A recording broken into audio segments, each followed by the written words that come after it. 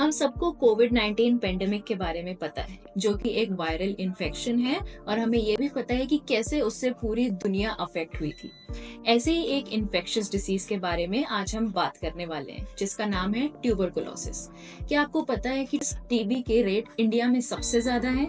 TB होने और उसकी वजह से डेथ्स होने का भी रेट इंडिया में सबसे ज्यादा है और इसलिए आज के दिन हम वर्ल्ड ट्यूबरकुलोसिस टीबी डे मनाते हैं। गुड मॉर्निंग एवरीवन, मैं जसिका, डाइटिशियन और वेलनेस कोच।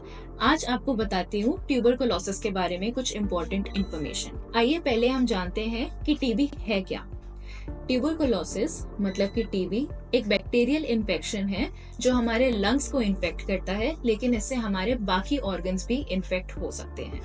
अब ये फैलता कैसे है? जब कोई टीबी से इन्फेक्टेड इंसान खांसता या छींकता है तो उसके कफ के ड्रॉप्स अगर किसी और पे पड़ते हैं तो उनको भी टीबी हो सकता है। टीबी का क्योर है एंटीबायोटिक्स, और अगर इसका ट्रीटमेंट ना किया जाए तो आपकी तबीयत और भी ज्यादा बिगड़ सकती है। जैसा कि मैंने बताया था कि टीबी के होने और उसकी वजह से डेथ्स के रेट सबसे ज्यादा इंडिया में है। क्या आपको पता है कि उसका कारण क्या है? कुपोषण। हमारी बॉडी में ऑलरेडी एक सिस्टम है जो हमें बैक्टीरिया और वायरसेस से लड़ने में हमारी हेल्प करता है, जिसका नाम है इम्यून सिस्टम। टीबी से बचाव और उससे लड़ने के लिए जरूरी है कि हमारा इम्यून सिस्टम स्ट्रॉन्ग हो, और वो तभी स्ट्रॉन्ग हो पाएगा जब हम अपने खाने पीने पर ध्यान देंगे। क्या क्या करना है आइए डिस्कस करते हैं। दिन में 2 बार खाना खाने की बजाय कोशिश करिए कि आपके 5 मील्स हों। 3 मेन मील्स, नाश्ता, दिन का खाना, रात का खाना और बीच में स्नैक मील्स, जिसमें कि आप दूध, ड्राई फ्रूट्स और फ्रूट्स ले सकते हैं।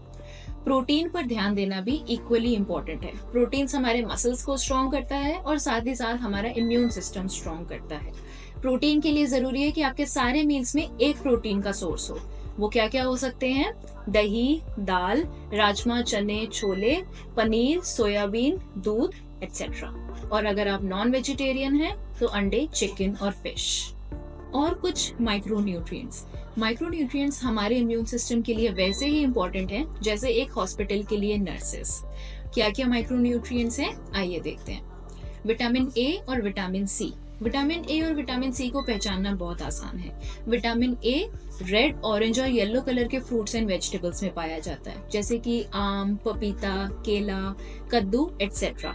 और विटामिन सी खट्टे फ्रूट्स और वेजिटेबल्स में पाया जाता है, जैसे कि आंवला, मौसम्बी, ऑरेंजेस, अंगूर एक्सेट्रा।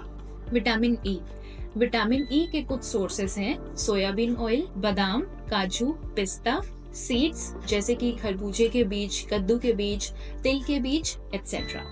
जिंक के कुछ सोर्सेस हैं राजमा, चने, छोले, अंडे, चिकन, ड्राई फ्रूट्स। तो जरूरी है कि आप टीबी के सिम्टम्स पर ध्यान दें, और अगर आपकी खांसी 7 या 10 दिन से ज्यादा एक्सटेंड होती है तो डॉक्टर को कंसल्ट करें।